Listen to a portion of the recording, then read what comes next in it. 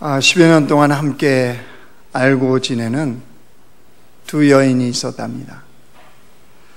한 여인은 A씨라고 얘기하겠습니다. 한 여인은 B씨입니다. A씨는 55세고 B씨는 49세입니다. 두 여인은 10년 동안 친밀하게 함께 지내면서 이렇게 이웃처럼 오고 가면서 친밀하게 삶을 살았습니다.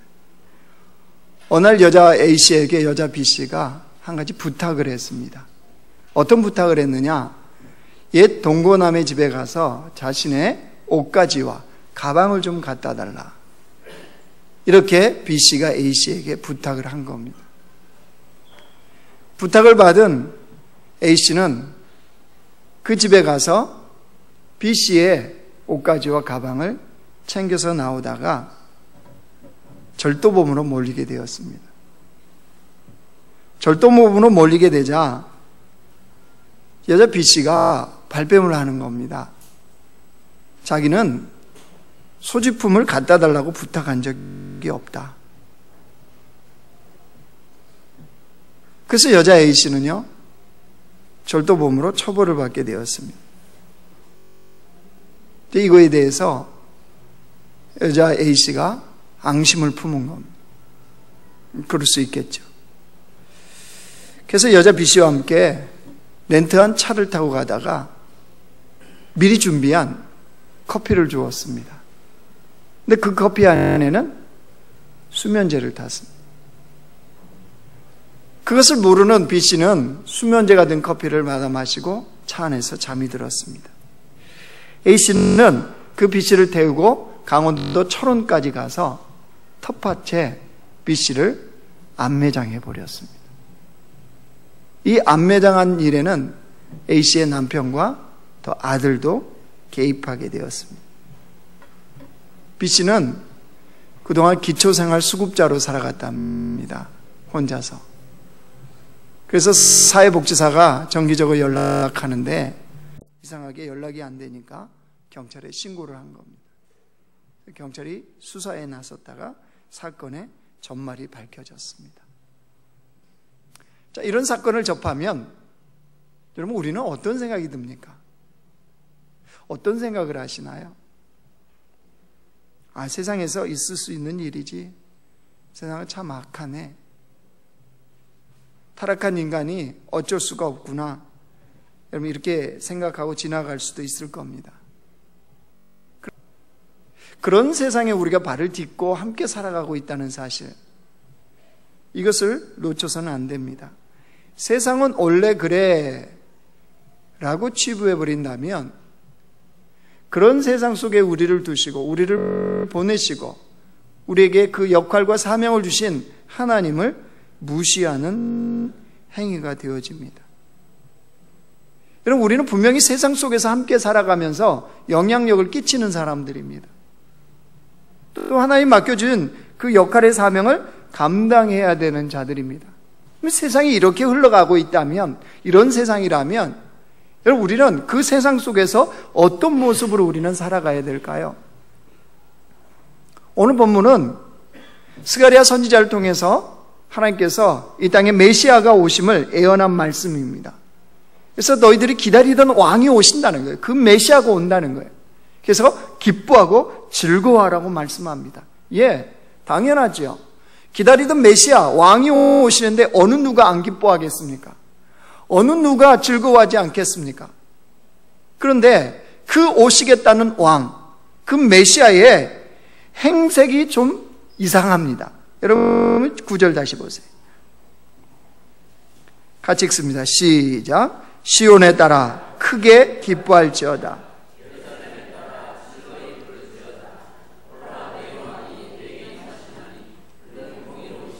구원을 베푸시며 겸손하여서 나귀를 타시나니 나귀의 작은 것 곧 나귀 새끼니라. 그분은 나귀를 타고 오신다는 거예요. 그것도 작고 초라하고 볼품없는 나귀 새끼입니다.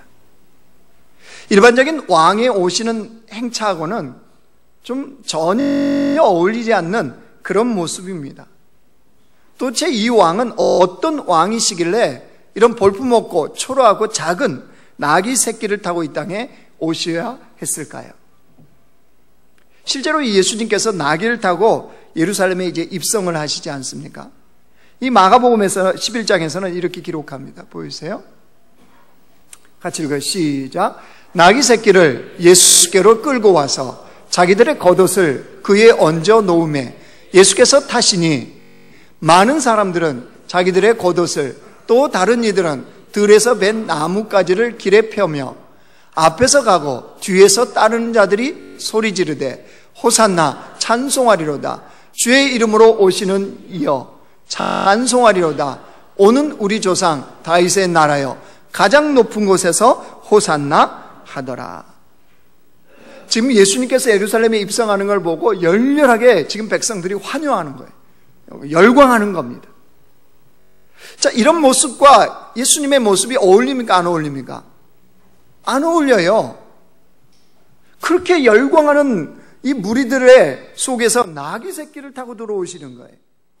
아니, 이런 분위기라면 예수님이 이때쯤은 백마를 타고 그 다음에 금색 도장된 말에 안장을 얹고 그리고 위풍당당하게 들어오셔야 될 것 같습니다. 근데 예수님은 약속한 말씀대로 나귀 새끼를 타고 들어오셨어요. 이것은 메시아이신 예수님이 이 땅에 어떤 왕으로 오셨는지를 분명하게 보여주는 겁니다. 오늘 9절에도 무엇이라고 그랬어요? 중반절에 한번 보실래요? 보라, 내 왕이 내게 임하시나니 그는 공의로우시며 뭐 하시네요? 구원을 베푸시며 구원을 베푸시는 왕으로. 10절에도 한번 보실래요? 중반절 보세요. 그가 이방 사람에게 무엇을 전할 것이요? 화평을 전하는 왕으로. 구원을 베푸시는 왕, 화평을 전하는 왕으로 오신다는 거예요. 그럼 왜 그런 왕으로 오셔야만 될까요? 왜? 왜죠? 왜? 여러분, 인간에게는 가장 중요한 문제가 하나 있습니다. 우리가 먹고 사는 문제 중요할 수 있습니다. 또 세상에서 우리가 성공해야 되는 거 중요할 수 있습니다. 또 내 삶에 그 필요한 것들 해결되는 거 중요할 수 있습니다. 그런데 이 모든 것들이 다 무의미해져 버리는 그런 경우가 생깁니다. 그게 뭐냐 그러면 인간에게 있는 근본적인 문제가 해결되지 않으면 그 어떤 것도 인간을 행복하게 할 수가 없습니다. 의미 있게 할 수가 없습니다. 가치 있게 할 수가 없어요. 그게 뭐냐면 죄의 문제입니다. 죄의 문제. 인간은 죄의 문제를 해결하지 않고는 결코 행복해질 수가 없어요. 결코 참된 가치 있는 인생을 살 수가 없어요. 왜 그렇죠? 죄의 삭은 무엇입니까? 사망이에요, 사망. 죄로 인한 죽음의 문제를 해결하지 않고는요, 인간은 결코 행복해지는 것이 불가능합니다. 왜 그렇습니까? 죄 때문에 어떻게 되었죠? 하나님과 우리 사이가 화평이 깨졌어요. 단절이 되었어요. 그러니까 하나님과 인간 사이가 단절된 상태에서는요, 그 어떤 것이 인간에게 주어진다고 해도 인간은 행복해질 수가 없어요. 참된 인간다운 삶을 살 수가 없어요. 그래서 그 죄의 문제를 해결하시려고, 그 죽음을 하시려고 누가 오셨어요? 만왕의 왕이신 예수님이 이 땅에 오신 거예요. 그래서 그 모습을 무엇으로 보여주는 거죠? 나귀 새끼로 보여주는 거예요. 전쟁을 상징하는 말이 아니고 나귀 새끼, 겸손한 나귀 새끼를 타고 주님은 예루살렘에 입성을 하신 것이죠. 이거는 분명히 뭘 보여주는 겁니까? 우리의 죄를 대속하기 위한 대속물, 십자가에 죽기 위해서 오신 왕이심을 말씀하고 있습니다. 그래서 그분이 십자가에 죽으심으로 어떤 일이 벌어졌어요? 이사야 53장 보여주세요. 같이 읽어요. 시작. 그는 실로 우리의 질고를 지고 우리의 슬픔을 당하였거늘 우리는 생각하기를 그는 징벌을 받아 하나님께 맞으며 고난을 당한다 하였노라. 그가 찔림은 우리의 허물 때문이요 그가 상함은 우리의 죄악 때문이라. 그가 징계를 받음으로 우리는 평화를 누리고 그가 채찍에 맞음으로 우리는 나음을 받았도다. 우리는 다 양 같아서 그릇 행하여 각기 제 길로 갔거늘 여호와께서는 우리 모두의 죄악을 그에게 담당시키셨도다. 앞으로 넘겨보세요. 이 나귀 새끼를 타고 십자가에 지신 그 주님 때문에 어떻게 됐다고요? 우리는 평화를 누리게 되었다.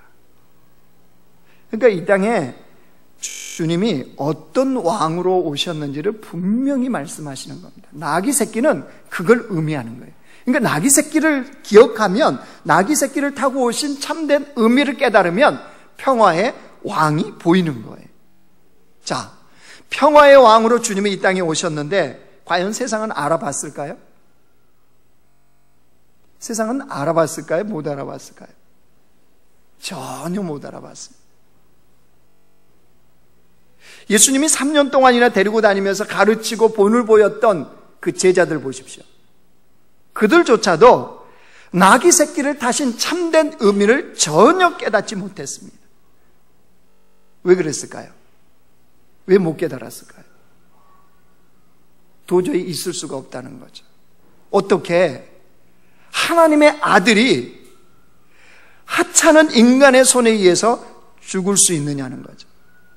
도저히 있을 수가 없다는 겁니다. 그래서 제자들도요, 틈만 나면 자신들이 원하는 나라, 자신들이 원하는 왕으로 예수님을 세우기 위해서 발버둥을 칩니다. 마지막 순간까지. 예수님이 대제사장과 장로들이 보낸 군사들에 의해서 이제 잡히시지 않습니까? 그 잡히시는 순간에 그 곁에 있었던 베드로, 예수님이 사랑하는 수제자 베드로가 칼을 빼듭니다. 그렇죠? 그때 예수님이 뭐라고 하셨어요? 마태복음 26장 보세요. 같이 읽습니다. 시작. 이에 예수께서 이르시되 내 칼을 도로 칼집에 꽂으라. 칼을 가지는 자는 다 칼로 망하느니라. 너는 내가 내 아버지께 구하여 지금 12군단 더 되는 천사를 보내시게 할 수 없는 줄로 아느냐? 내가 만일 그렇게 하면 이런 일이 있으리라 한 성경이 어떻게 이루어지겠느냐 하시더라. 예수님이 권세와 능력이 있으시다고 없으시다고요? 있다는 거예요. 이 땅에서도. 비록 육신을 입고 이 땅에 오셨지만 12군단이나 더 되는 그 천사들, 동원하실 수 있는 권세와 능력이 예수님께 충분히 있으셨다는 거예요. 그런데 사용을 안 하시는 거예요. 왜죠? 이 땅에 오신 목적을 이루기 위해서. 그 예수님은 평화의 왕이셨기 때문입니다. 십자가에 죽으러 오셨기 때문입니다. 제자들은 이 예수님이 오심의 의미를 깨닫지 못했어요. 어느 때까지? 예수님 십자가에 죽고 부활할 때까지 깨닫지 못했어요. 그러다가 이 제자들이 드디어 그걸 깨닫습니다. 무엇을요? 나귀를 타고 오신 평화의 왕이신 예수님을 깨닫습니다. 그래서 삶이 완전 달라져요. 그게 어디에 기록됐나요? 사도행전이에요. 사도행전. 제자들이 어떻게 달라졌나요? 그동안은 자신들이 원하는 나라, 자신들이 원하는 왕을 세우는 것이 목적이었는데 어떻게 달라졌어요? 진리를 위해서는, 그 복음을 위해서는 기꺼이 목숨을 버리는 그런 제자들로 완전히 변화가 됩니다. 왜 이렇게 바뀌었을까요? 나귀 새끼를 타고 오신 참된 평화의 왕 예수님의 그 진리를 깨달았기 때문입니다. 자, 오늘 무슨 메시지를, 무엇을 말하려고 하느냐 그러면요, 여러분, 우리 역시 예수님을 믿는 자가 되었습니다. 맞죠? 우리가 예수님을 믿는 자가 되었다는 것은 우리가 이 땅에서 평화를 누리는 백성이 되었어요. 평화를 누리는 백성이 되었다는 것은 우리는 죄로부터 해방이 된 겁니다. 우리는 십자가의 예수님 때문에 죽음의 문제가 해결된 백성이에요. 자, 평화를 누리는 백성, 죄로부터 해방된 백성이라는 것을 무엇으로 증명하시겠습니까? 여러분, 우리 남자교회 공동체 성도들은 무엇으로 내가 평화를 누리는 백성, 나귀 새끼를 타고 오셔서 십자가에 죽으신 그 주님으로 말미암아 내가 평화를 누리는 백성이 되었다는 것을 뭘로 증거하시겠습니까? 주여 주여 부르는 자마다 천국에 들어가는 게 아니라며요. 교회를 왔다 갔다 한다고 해서 구원받은 백성이 되는 건 아니지 않습니까? 이 땅에 우리가 앉아서 다 예배드리지만 정말 예수 그리스도를 나의 구원자로 믿고 그 주를 믿는 백성으로 사는 백성들이 다일까요? 결코 그렇지 않습니다. 그러면 무엇으로 나는 죄로부터 해방된 사망의 권세를 이긴 예수를 믿는 주의 백성, 구원받은 백성임을 무엇으로 증거하냐는 거죠. 우리 남자교회가 참된 하나님의 교회임을 무엇으로 증거할까요? 십자가를 세워놓으면 교회일까요? 이렇게 예배드리는 종교 생활을 하면 교회일 수 있나요? 사람이 많이 모이면 참된 교회입니까? 무엇으로? 마태복음 5장 9절 말씀 보십시오. 같이 읽습니다. 시작. 화평하게 하는 자는 복이 있나니 그들이 하나님의 아들이라 일컬음을 받을 것이다. 세상이 하나님의 아들이라고 일컬어 준다는 거예요. 아니, 하나님이 인정해 준다는 거예요. 하나님의 아들이 뭐예요? 구원받은 주의 백성. 죄의 문제가 해결된, 죽음의 문제가 해결된 주의 백성이라고 부름을, 인정을 받는다는 거죠. 어떤 자요? 화평하게 하는 자. 여러분, 죄로부터 구원받은 주의 백성임을 나타내는 삶은요, 화평하게 하는 자로 살아갑니다. 그러면 이게 뭘 전제하는 거죠? 이 세상은 화평이 깨어졌다는 거죠. 화평이 없는 세상이라는 거죠. 그러니까 우리의 삶의 실제적인 현장에 들어가면 어떤 일이 벌어져요? 다툼이 있죠. 경쟁이 있죠. 치열하죠. 누군가를 밟고 일어서야 되죠. 나도 이기고 너도 이긴다. 윈윈한다. 예, 이거는 이론에 불과해요. 상대가 져야 내가 이기는 거예요. 내가 지면 상대가 이기는 거예요. 여러분, 이런 세상 속에 우리가 살아가고 있잖아요, 지금. 죄의 결과입니다, 죄의 결과. 이런 세상 속에서 화평하게 하는 자로 살아간다. 쉬울까요? 여러분, 쉽던가요? 다툼과 경쟁, 누군가를 밟고 일어서야 되고, 이런 세상 속에서 화평하게 하는 자로 살아간다. 여러분, 결코 쉬운 게 아닙니다. 왠지 아세요? 화평케 하는 데는요, 반드시 희생이 따르기 때문입니다. 예수님이 구원하겠다 그리고 그냥 가버리셨나요? 예수님은 십자가에 죽음이 있었어요. 십자가의 희생이 있었기 때문에 그 구원의 역사가 이루어진 거죠. 그런데 여러분, 희생이 쉬워요? 쉽던가요? 아니요, 쉽지가 않습니다. 우리 타락한 본성은요, 결코 희생하려고 하지 않아요. 나만 왜? 왜 나만?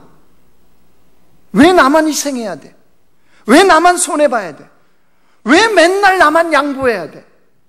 왜 나만 맨날 십자가 져야 돼? 여러분, 이게 우리 안에 있는 본성의 아우성이에요. 희생을 딱 맞닥뜨리면 거부 반응이 확 나타납니다. 하기 싫은 거예요. 할 수만 있으면 피하고 싶은 거예요. 그러니까 이 시대는 가정도, 교회도, 나라 민족도, 직장도 희생하려고 하는 사람 별로 없어요.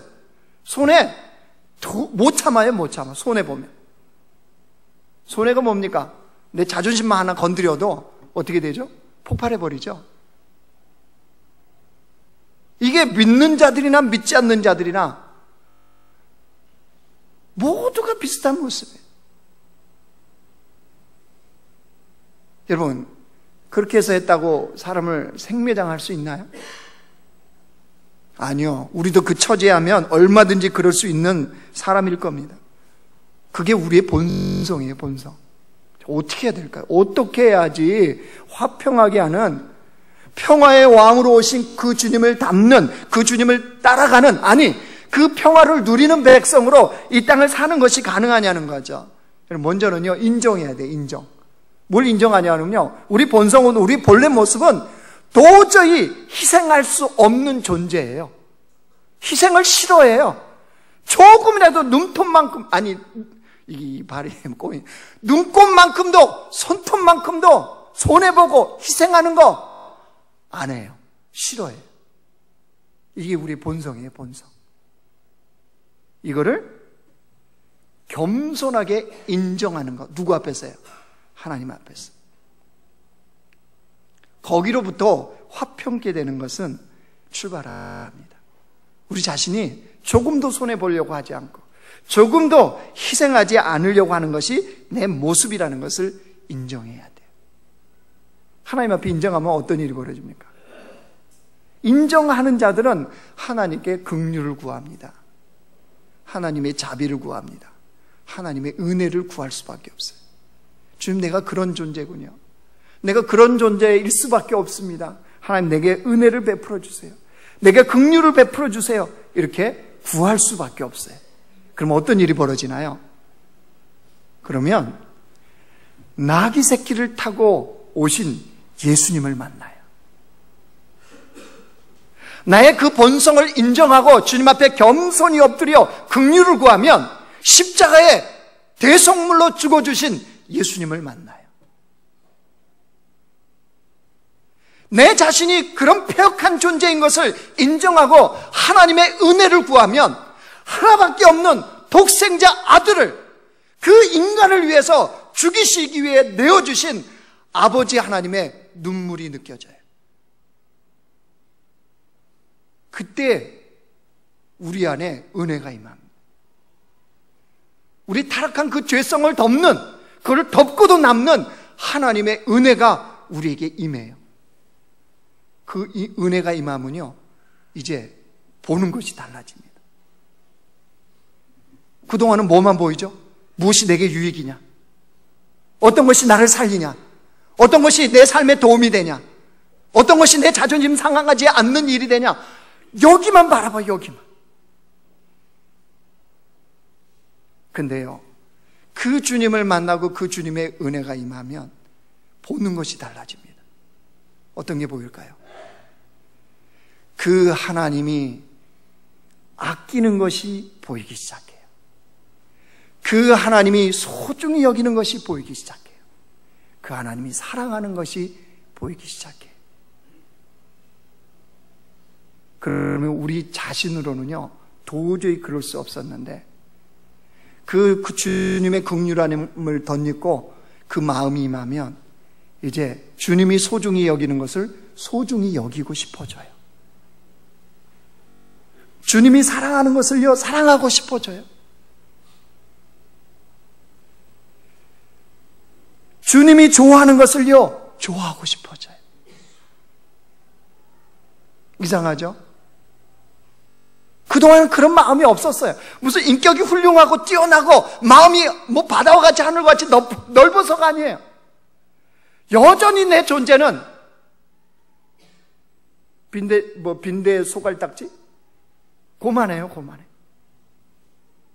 근데 그 주님을 만남으로 말미암아 주님이 소중히 여기는 걸 나도 소중히 여기고 싶은 순간에 밖에서 볼 때는 어떻게 보여요? 커 보이는 거죠. 넓어 보이는 거예요. 여러분, 그럴 때에 우리는 참된 희생을 통해서 화평하게 하는 것이 가능해져요. 여러분, 화평케 한다, 화평케 한다, 말로 돼서 되는 게 아니에요. 참된 희생이 없는 곳에는요, 화평을 이룰 수가 없어요. 말씀을 정리하겠습니다. 오늘은 예수님께서 이 땅에 오신 성탄을 대망하는 대림절 둘째 주일입니다. 우리 예수님은 어떤 왕으로 오셨어요? 평화의 왕으로 오셨어요. 아버지 하나님과 우리가 단절됐던, 죄로 말미암아 단절됐던 이 문제를 해결하기 위한 평화의 왕, 화평케 하시는 분으로 이 땅에 오셨어요. 그래서 그 주님은 볼품없고 초라하고 작은 나귀 새끼를 타는 것도 마다하지 않으셨어요. 만왕의 왕이신 분이 나귀 새끼를 타는 것조차도 마다하지 않으셨어요. 하나님이시고 하나님의 아들이심에도 불구하고 죄인된 인간을 위해서 십자가의 대속물이 되는 것을 마다하지 않으셨어요. 그것 때문에 우리가 화평을 누리는 거예요. 그것 때문에 우리의 죄의 문제가 해결된 거예요. 그것 때문에 우리는 죽음의 문제를 해결한 거예요. 여러분, 이런 주님의 놀라운 은혜를 누리는 백성들이라면 이제 우리가 어떤 삶을 살아야 됩니까? 우리의 삶의 현장을 화평케 하는 자들로 살아야 됩니다. 내가 가는 삶의 현장을 화평케 하는 자. 여러분, 이것을 위해서 우리가 기꺼이 손해볼 줄 아는 자들이 됩시다. 이것을 위해서 기꺼이 십자가의 고통도 희생도 감당하는 자들이 됩시다. 말로 그냥 그치는 게 아니에요. 각오하셔야 됩니다. 손해볼 거 각오해야 돼. 희생할 거 각오해야 돼. 아픔 있는 거 각오하셔야 돼. 여러분, 우리가 교회를 개척하고 이렇게 세우고 나가지만 그거 손해보지 않고 할 수 있는 일인가요? 희생 없이 될 수 있는 일일까요? 아니요, 그렇지 않아요. 어제도 어떤 목사님 만났어요. 저거 무슨 뭐가 있습니까? 대화하면서 들으면서 마음속에 우리 교회가 십자가 지지 않고는 교회를 개척한다는 거, 우리가 선교지에 교회를 세운다는 거 결코 불가능하겠구나. 순전히 주님 때문에 가능하겠구나, 이런 생각이 들었어요. 그러니까 계산하면요 답이 안 나와요. 할 수가 없어요. 아니, 내 본성으로는 하기가 싫어요. 그런데 그 주님은 나귀 새끼를 타고 이 땅에 오셔서 우리가 평화를 누릴 수 있도록 해주시는 왕이십니다. 우리 그 주님을 따라가는 자잖아요. 그 주님으로 인하여 모든 것을 얻은 자가 되었지 않습니까? 그렇다면 기꺼이 이 땅에서 손해보는 삶 가능하지 않아요? 희생할 수 있지 않습니까? 다 얻은 존재들인데 뭐가 더 필요합니까? 다 가진 자들이 되었는데, 여러분, 하나님이 나의 아버지라면 다 가진 거잖아요.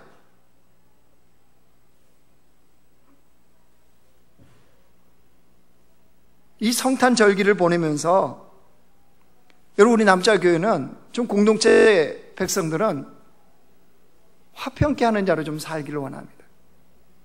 직장에 가셔서, 가정에 가셔서 좀 손해보세요. 좀 희생도 해야 하셔야 돼요. 좀 고통도 있으셔야 돼요. 그 자리에서 나만의 아픔도 있어야 돼요. 왜 그럴까요?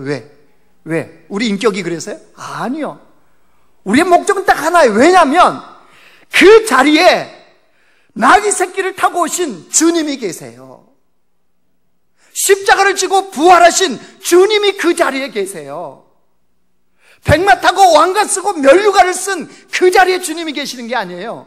영광을 받은 그 자리, 세상 사람들이 칭송하고 환영해주는 그 자리에 주님이 계신 것이 아니고, 손해보고 낮아지고 고통스러운 그 자리에 주님이 계시더라는 거예요.